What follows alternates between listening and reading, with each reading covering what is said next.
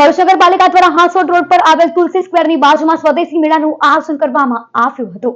શહેરી વિકાસ અને શહેરી ગૃહ નિર્માણ વિભાગ ગુજરાત શહેરી આજીવિકા મિશન અંતર્ગત આજરોજ અંકલેશ્વર નગર સેવા સદન દ્વારા હાંસોટ રોડ પર આવેલ તુલસી સ્ક્વેરની બાજુમાં સ્વદેશી મેળાનું આયોજન કરવામાં આવ્યું છે। આ મેળો તારીખ 28 ફેબ્રુઆરીથી 9 માર્ચ સુધી યોજાશે।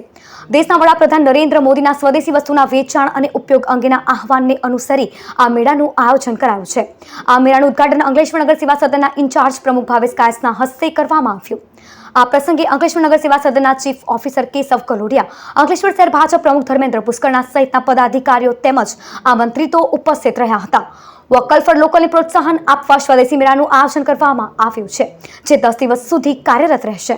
મારું નામ શિવાંગી મિત આચાર્ય છે। મારા સ્ટોલનું નામ શિવુસ ક્રિએશન છે અને હું જાતે ઘરેથી પૂજા કલેક્શન અને મેરેજ કલેક્શનનું પેઇન્ટિંગનું કામ કરું છું અને મારી માટલાને બધું પણ આપું છું। એટલે મારી પાસે બધી પૂજાની વસ્તુ મળશે અને મેરેજ માટેના ગોગલ્સ ને બધું મળી રહેશે। શહેરી વિકાસ વર્ષ 2025 અંતર્ગત આપણા અંકલેશ્વરમાં ગુજરાત સરકાર અને કેન્દ્ર સરકારની એક વોકલ ફોર લોકલની યોજના હેઠળ અંકલેશ્વરમાં સ્વદેશી મેળાનું આયોજન થયું છે। આ સ્વદેશી મેળો તારીખ 28 થી તારીખ 9 સુધી અંકલેશ્વરમાં 10 દિવસ માટે કાર્યરત રહેવાનો છે। એનો સમય સવારે 10 થી રાતના 10 સુધીનો રહેશે।